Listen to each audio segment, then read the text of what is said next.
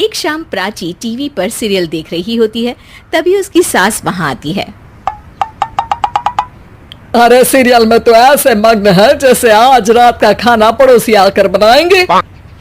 मुझे पता ही नहीं था आपने अपने बेटे की शादी पड़ोस में भी की हुई है। हैं? मतलब?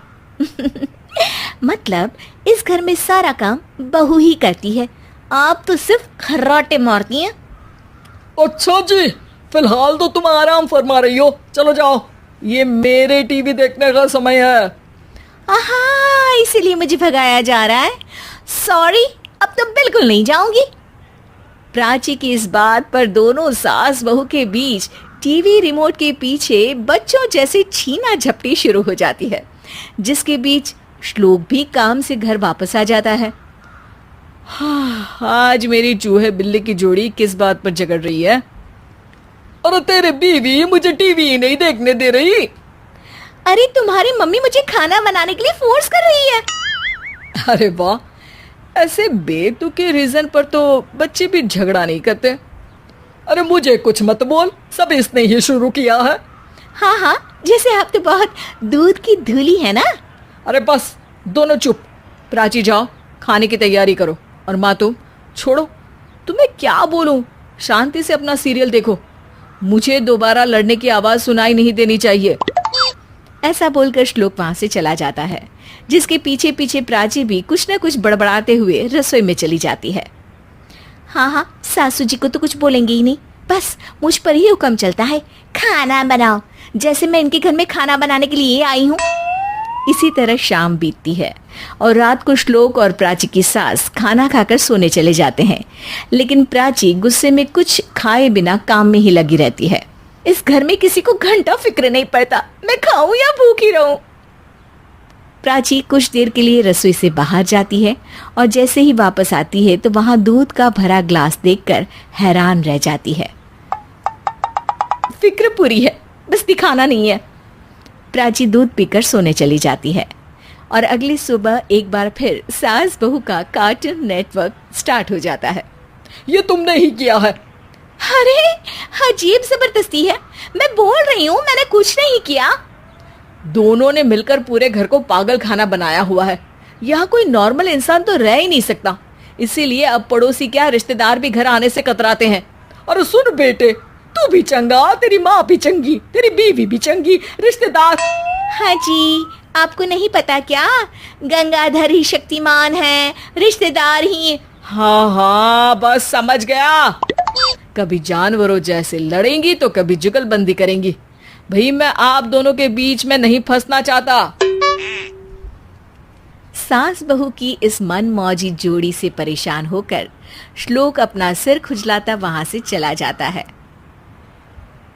चलो अब मैं भी कीर्तन में जा रही हूँ। इस पर जैसे ही सास कमरे में अपना पर्स लेने जाती है तो वहां नाश्ते की प्लेट रखी देख मुस्कुराने लगती है और नाश्ता करके घर से बाहर निकलते हुए कुछ पैसे टेबल पर रख जाती है, जिसके कुछ देर बाद सिलेंडर वाला घर आता है। ओ मोरी मैया, मैं सिलेंडर के बारे में तो बिल्कुल भूल ही गई थी। घर खर्च के सारे पैसे भी मम्मी के पास है और श्लोक से बोला तो उल्टा 4 बात सुनाएंगे। प्राची ये सोच ही रही होती है कि अचानक उसका चेहरा चमक उठता है और वो घर में आकर इधर उधर देखने लगती है।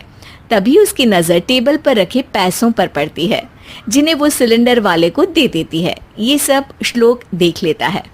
अच्छा बेटे, इतना बड़ा घोटाला, सबके सामने मैं तेरी दुश्मन और पीठ पीछे तेरी मेरी यारी। इस पर श्लोक एक प्लान बनाता है और शाम को सब एक साथ बैठे होने पर बोलने लगता है। माँ, तुम दोनों की बहुत लड़ाई होती है, इसलिए मैं सोच रहा हूँ कि प्राची को उसके घर छोड़ाऊं, इससे वो भी खुश रहेगी और तुम भी। अचानक श्लोक की ये बात सुनकर सास बहू शौक से उसकी तरफ देखती हैं। अरे ऐसे कैसे घर छोड़ाओगे, मुझे कहीं नहीं जाना। अरे तुमने बोला नहीं पर मैंने सुन लिया, तुम्हें मम्मी के साथ रहना अच्छा नहीं लगता, मुझे पता है। अरे वाह, अरे जब बहू खुद कुछ काम बोले तो वो तुझे सुनता नहीं, और अब जो इसने बोला ही नहीं वो तू समझ गया। जब उसे नहीं जाना तो फिर जबरदस्ती क्यों कर रहा है? अच्छा, फिर आपको मौसी के घर छोड़ाता हूँ, बस अब आप दोनों एक घर में एक छत के नीचे नहीं रह सकती। मैं इस टॉम एंड जेरी की जोड़ी को और नहीं झेल सकता। है? ऐसे कैसे नहीं रह सकते? तुम्हें इतनी दिक्कत है तो तुम्हारा बोरिया बिस्तर पैक कर देती हूँ, लेकिन मम्मी जी कहीं नहीं जाएंगी। बिल्कुल यही सुनना था मुझे। अगर दोनों में इतना ही प्यार है फिर हर वक्त ये लड़ाई का नाटक क्यों करती हो? देखा मैंने कैसे माँ किचन में दूध रखती है और तुम उनके लिए कमरे में नाश्ता रखती हो, और कैसे वो पहले ही तुम्हारी दिक्कत समझकर घर में पैसे रखकर बाहर जाती है। अरे भाई, इतना ड्रामा तो डेली सोप में भी नहीं होता जितना तुम दोनों ने इस घर में फैलाया हुआ है। तू हमें टॉम एंड जेरी बोलता है ना, तो याद कर वो दोनों भी एक दूसरे को बाहर वालों की बुरी नजर से बचाने के लिए हमेशा सबके सामने लड़ते थे, लेकिन अकेले में दिक्कत के समय मदद भी तो करते थे। बस हमारा रिश्ता भी कुछ ऐसा ही है। और वैसे भी अगर सास बहू में तू मैं नहीं होती तो दुनिया वालों को कहानियां कैसे मिलेंगी?